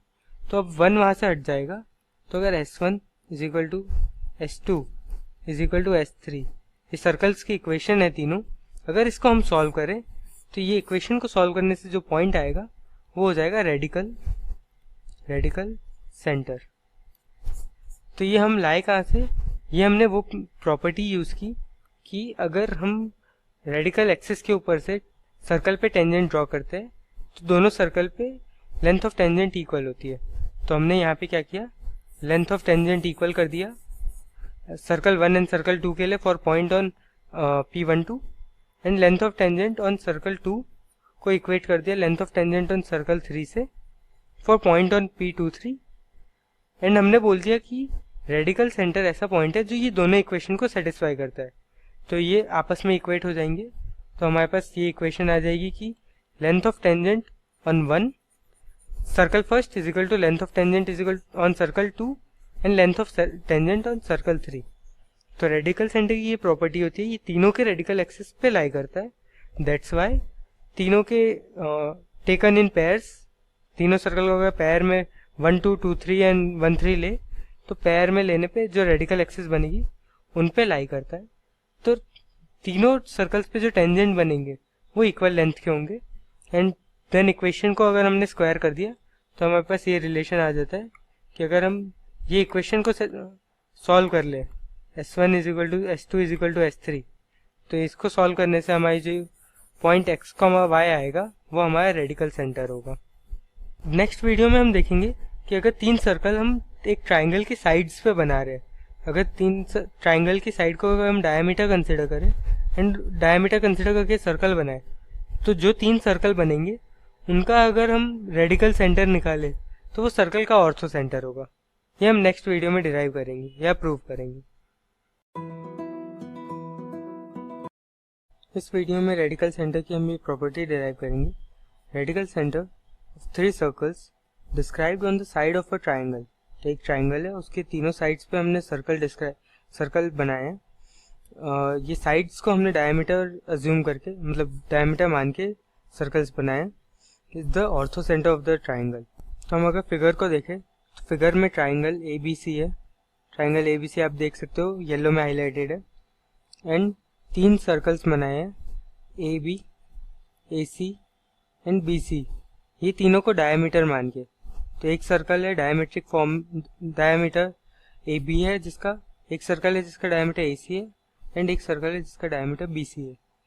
तो डायमेट्रिक फॉर्म में हम तीनों सर्कल की इक्वेशन लिख सकते हैं। अब हमें करना क्या है, हमें प्रूव करना है कि ये तीनों सर्कल का जो रेडिकल सेंटर होगा वो ortho centre of the triangle होगा। तो सबसे पहले ऑर्थो सेंटर की डेफिनेशन रिवाइज कर लेते हैं। It is the concurrent point of altitudes. तो एल्टीट्यूड क्या होते हैं, अगर ये ट्राइंगल ABC है, ट्राइंगल ABC, तो A से BC पे परपेंडिकुलर अगर मैं ड्रॉप करूं, ये ABC है, तो A से BC पे अगर परपेंडिकुलर ड्रॉप करूं तो ये जो लाइन होती है ये एल्टीट्यूड होती है, एल्टीट्यूड। एंड तीनों अगर वर्टाइसेस से मैं एल्टीट्यूड ड्रॉप करूं, अगर B से AC पे एंड C से AB पे, तो ये तीनों कॉन्करेंट होगी। एंड जो इनका कॉन्करेंट पॉइंट होता है, जो इनका इंटरसेक्शन पॉइंट होता है, उसको ऑर्थो सेंटर बोलते हैं। तो अब इस इंफॉर्मेशन के साथ हम आगे बढ़ते हैं। तो अगर हमें रेडिकल सेंटर को ऑर्थो सेंटर प्रूव करना है तो हम ये प्रूव कर सकते हैं कि रेडिकल एक्सिस लिखता हूँ, इसको मैं लिखता हूँ, अगर मेरे को रेडिकल सेंटर को ऑर्थो सेंटर प्रूव करना है, ऑर्थो सेंटर ये मेरे को प्रूव करना है, तो इसको मैं प्रूव कर सकता हूँ अगर मैं रेडिकल एक्सिस को एल्टीट्यूड प्रूव कर दूँ, एल्टीट्यूड, क्योंकि अगर रेडिकल एक्सिस सारी एल्टीट्यूड हो जाएगी तो हमें पता है तीनों एल्टीट्यूड कॉन्करेंट होती है एंड उनका जो इंटरसेक्शन पॉइंट होता है वो ऑर्थोसेंटर होता है। एंड हमें पता है तीनों रेडिकल एक्सिस कॉन्करेंट होती है एंड उनका जो कॉन्करेंट पॉइंट होता है, इंटरसेक्शन पॉइंट होता है, वो रेडिकल सेंटर होता है। तो हमारे पास ये रिलेशन आ जाएगा कि रेडिकल सेंटर ऑर्थोसेंटर होता है। तो अब इसको हम प्रूव करने की ट्राई करते हैं। तो सबसे पहले हम देखते हैं कि अगर हमने साइड ए बी मान लेते हैं, साइड ए बी के लिए करेंगे हम सब कुछ। अभी तो साइड ए बी मान लिया। अब ए बी पे हमने सर्कल बना दिया, तो circle C, circle A B पे बनेगा सर्कल सी, ए सी पे बनेगा circle B and B C पे बना है सर्कल ए। तो ए बी पे जो सर्कल सी है, ये सर्कल सी, ये ए बी हो गया एंड ये सर्कल सी हो गया। अब दूसरा फैक्ट कंसिडर करते हैं। अगर एक दो सर्कल्स है, अगर ये 2 पॉइंट पे इंटरसेक्ट कर रहे हैं, जिनकी रेडिकल एक्सिस होती है वो इनके पॉइंट ऑफ इंटरसेक्शन से पास करती है, ये हम प्रूव कर चुके हैं। तो अब अगर हम सर्कल सी को कंसिडर करें, तो ये ए एंड बी से पास करेंगे। इसका जो रेडिकल एक्सिस बनेंगे with circle B and circle A, ये ए एंड बी से पास करेंगे। तो अगर मैं circle C and circle B को कंसिडर करूं, तो इनका जो रेडिकल एक्सिस है वो ए से पास कर रहा है। एंड सेकेंडली हम अगर circle C and circle A को कंसिडर करें, तो इनका जो रेडिकल एक्सिस है वो बी से पास कर रहा है। वो हम देख सकते हैं, अगर हम कंसिडर करें ये वाला सर्कल सी, ये वाला जो सर्कल है, इसको हम अगर सर्कल बी के साथ देखें, ये सर्कल बी के साथ, तो ये आप देख सकते हैं कि ये ए पॉइंट से पास कर रहे हैं। ये ए पॉइंट पे दोनों सर्कल टच करेंगे, क्योंकि हमने ए बी एंड ए सी को डायमीटर लिया है, तो ए पॉइंट पे इंटरसेक्ट करेंगे दोनों सर्कल। तो हमारा जो रेडिकल एक्सिस होगा सर्कल बी एंड सर्कल सी का, इनका जो कॉमन रेडिकल एक्सिस होगा वो ए से पास करेगा। Similarly circle C and circle A को कंसिडर करें, तो इनकी जो रेडिकल एक्सिस बनेगी वो पॉइंट बी से पास करेगी। तो अब हमने ये प्रूव कर दिया कि अगर इसको इसके लिए कंसिडर करते हैं, सिर्फ इसी के लिए पॉइंट ए के लिए कंसिडर करते हैं, तो पॉइंट ए से पास हो रही है। अब मेरे को रेडिकल एक्सिस को एल्टीट्यूड प्रूव करना है, तो इसके लिए मेरे को 2 सब पॉइंट्स प्रूव करने पड़ेंगे। पहला तो है ये ए से पास हो रही हो for circle C and circle B. तो हमने ये प्रूव कर दिया कि ये पासेस थ्रू पॉइंट ए या वर्टाइस, इसको अभी वर्टाइस लिख देते हैं, वर्टाइस। एंड अभी हमारे केस में ये है पॉइंट ए, यहाँ से पास होनी चाहिए। And second perpendicular to opposite side. ये 2 चीज हमें प्रूव करनी पड़ती है अगर हमें एल्टीट्यूड प्रूव करना है। तो अपोजिट साइड है BC। तो हमने ये प्रूव कर दिया कि circle C and circle B का जो रेडिकल एक्सिस बनेगा वो पॉइंट से पास हो रहा है।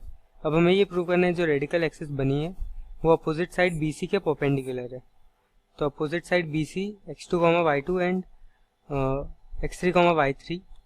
तो स्लोप ऑफ BC लिख देता हूँ मैं, MBC is equal to y2 minus y1 upon x2 minus x1। तो ये y2 माइनस पॉइंट्स क्या थे, x1 x3 y3 and x2 y2। ये 2 पॉइंट्स है, ये C है एंड ये B है। तो MBC मैं निकाल सकता हूँ y2 minus y3 upon x2 minus x3। अब मेरे पास MBC आ गया। अब मेरे को M ऑफ रेडिकल एक्सिस निकालना है। तो रेडिकल एक्सिस की इक्वेशन क्या होती है, रेडिकल एक्सिस हो जाएगी S2 माइनस S3। एक बार देख लेते, चेक कर लेते। रेडिकल एक्सिस हमें लिखनी कौन सी वाली है, circle C and circle B की रेडिकल एक्सिस लिखनी है ना। तो इसको यहाँ लिख सकता हूँ मैं, circle B minus circle C is equal to 0, S2 minus S3 is equal to 0। मतलब हम करस्पॉन्डेंस ले रहे हैं, S1 is for circle A, S2 is for circle B and S3 is for circle C। तो circle B minus circle C लिखना है। तो circle B की इक्वेशन लिखता हूँ मैं, सर्कल B AC पे बेस्ड है और B साइड के अपोजिट है। तो AC पे बेस्ड है एंड B साइड के अपोजिट है। तो अगर AC से हम लिखे तो x minus x1 times of x minus x3 plus y minus y1 times of y, excuse me, यहाँ पे y माइनस आएगा, y minus y3 is equal to 0। तो ये सर्कल B की इक्वेशन हो गई। सिमिलरली सर्कल C की equation लिख दें।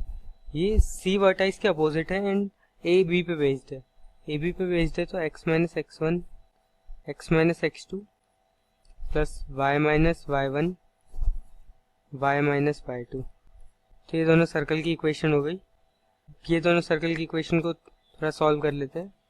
तो सर्कल B की इक्वेशन में लिख लूँगा X square plus Y square, X square and Y square आ गए हमारे पहले टर्म्स।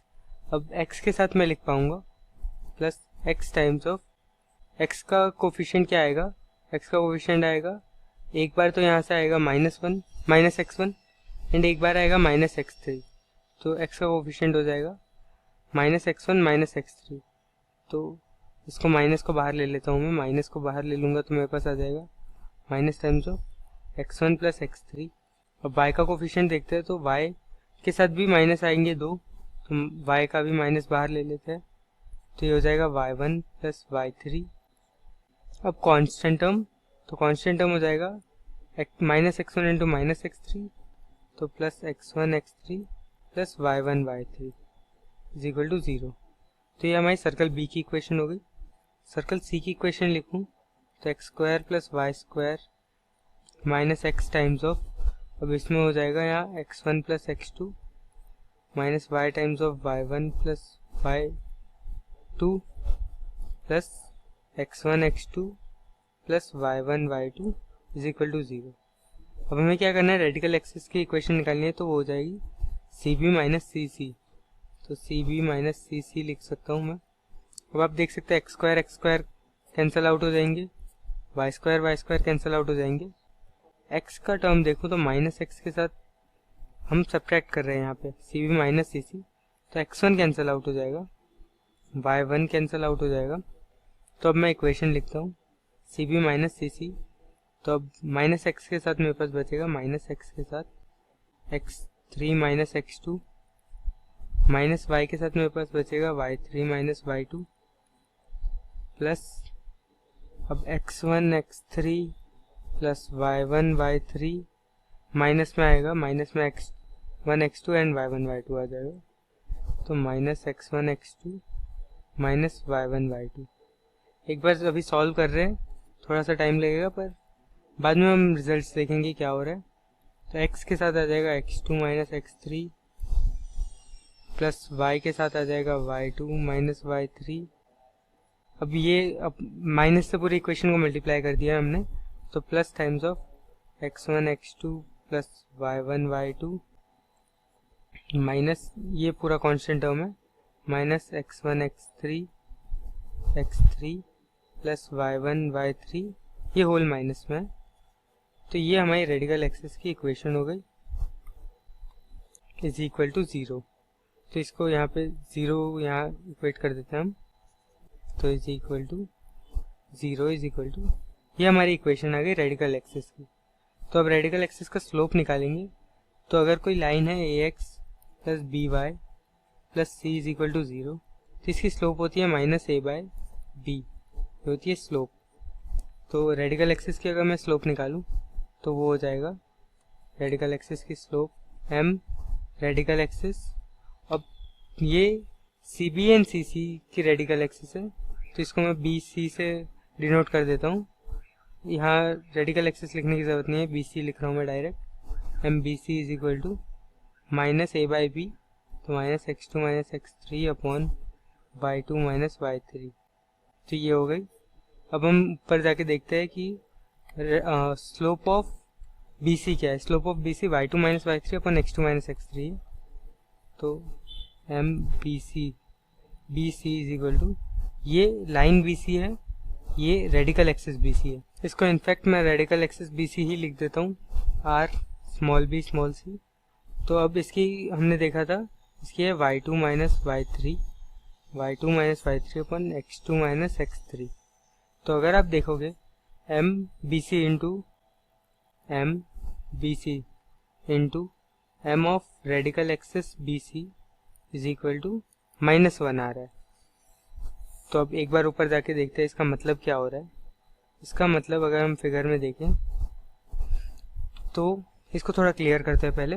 तो हमने अभी प्रूव किया एम बी सी, तो बी सी का जो स्लोप है and radical axis from of C and B, तो circle C and circle B की जो रेडिकल एक्सिस है, तो ये पॉइंट ए से पास कर रही है एंड बी सी के परपेंडिकुलर है। तो हमने ये प्रूव कर दिया कि ये passes through point A and perpendicular to opposite side, that is side B C. ये हमने प्रूव कर दिया। तो हमने ये किसके लिए प्रूव किया, सर्कल बी एंड सर्कल सी की जो रेडिकल एक्सिस है ये ए से पास हो रही है एंड बी सी के परपेंडिकुलर, इस साइड के परपेंडिकुलर।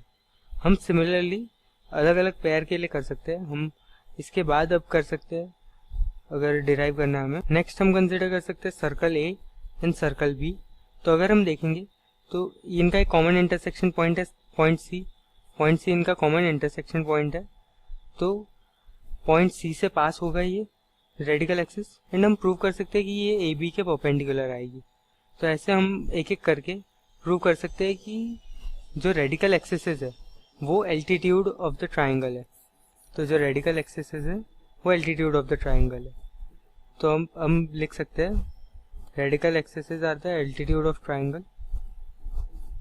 रेडिकल एक्सिस ये होगा एल्टीट्यूड।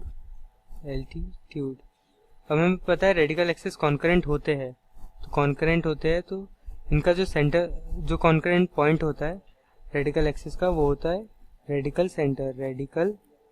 सेंटर।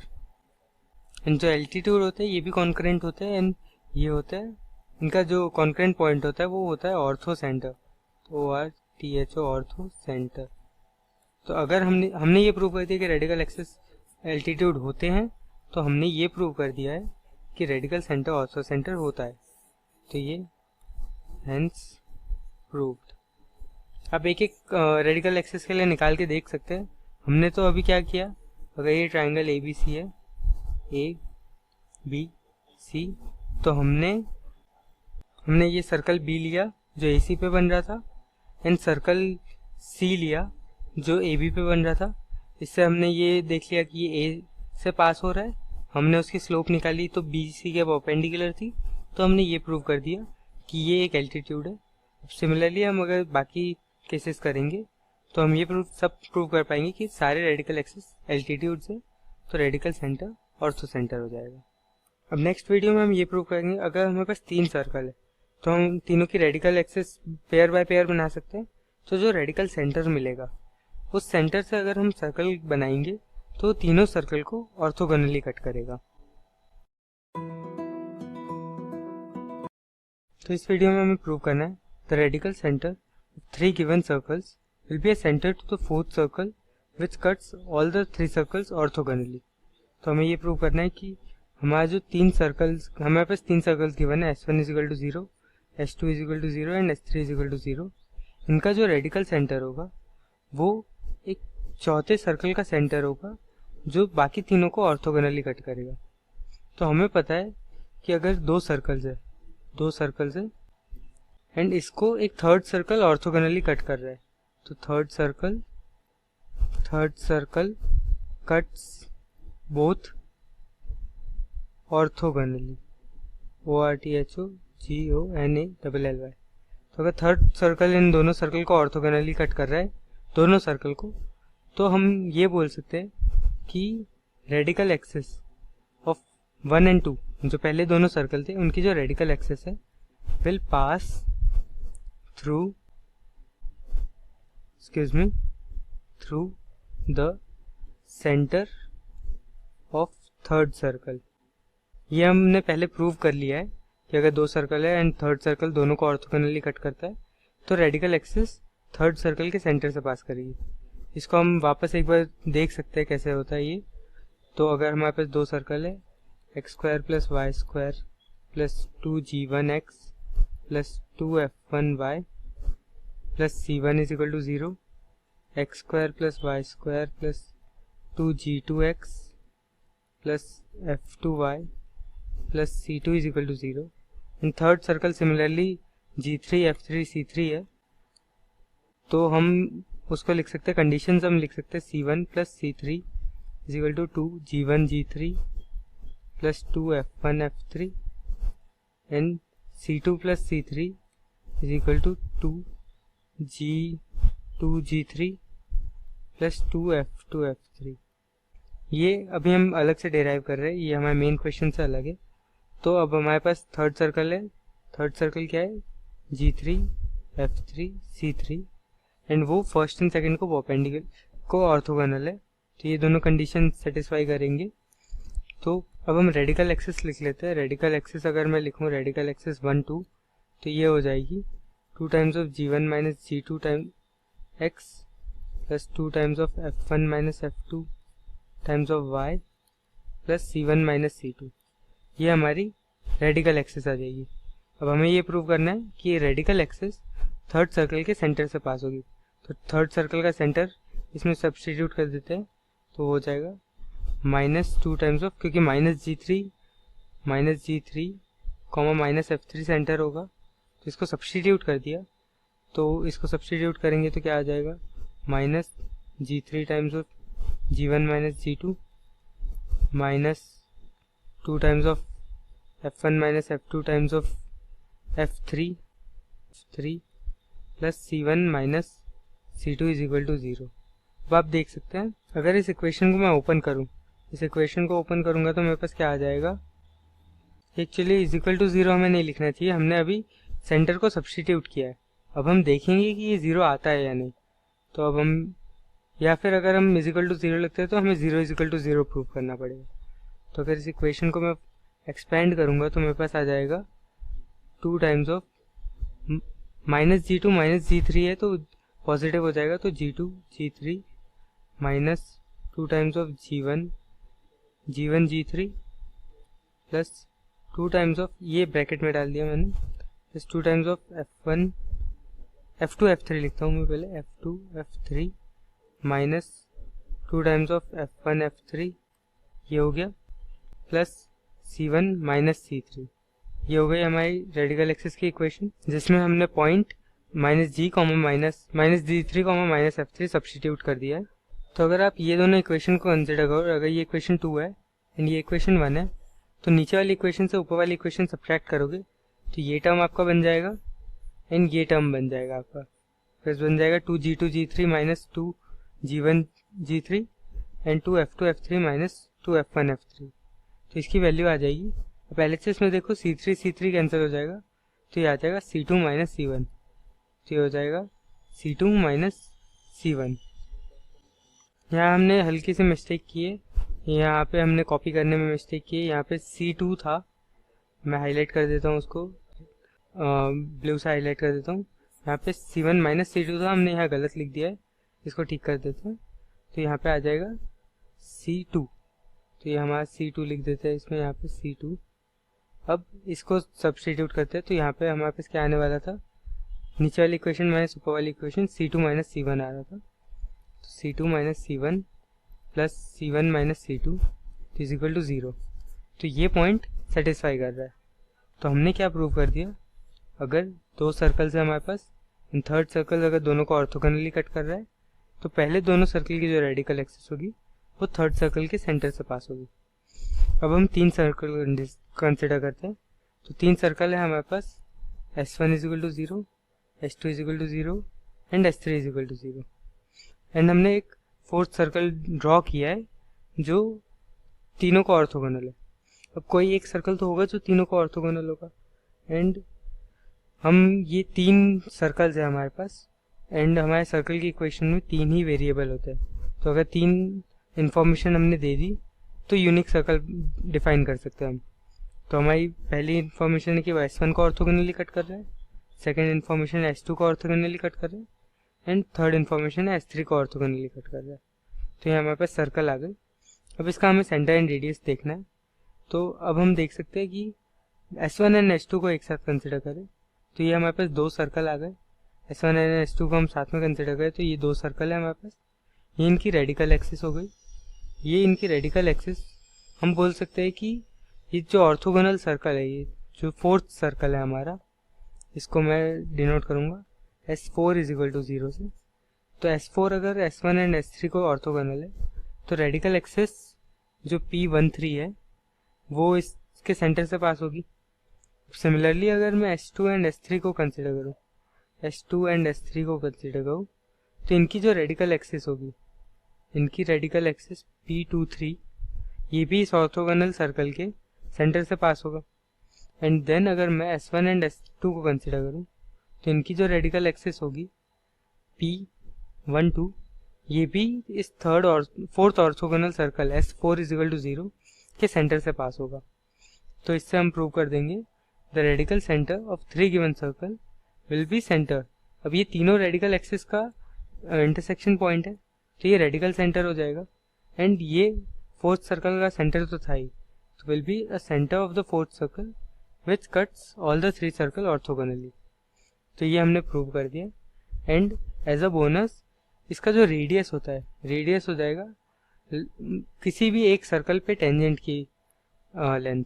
तो अगर S1, S2, S3 3 सर्कल है तो इस सेंटर से अगर मैं टेंजेंट बनाऊँ S1, S2 या S3 किसी भी एक पे, तो जो भी लेंथ आएगी इस टेंजेंट की वो इक्वल होगी तीनों सर्कल के लिए, क्योंकि ये रेडिकल सेंटर रेडिकल एक्सिस पे लाई कर रहा है, तो टेंजेंट्स इक्वल होगी। तो ये टेंजेंट की लेंथ की इक्वल की उसकी रेडियस होती है। नेक्स्ट वीडियो में हम limiting points of a coaxial system पढ़ेंगे।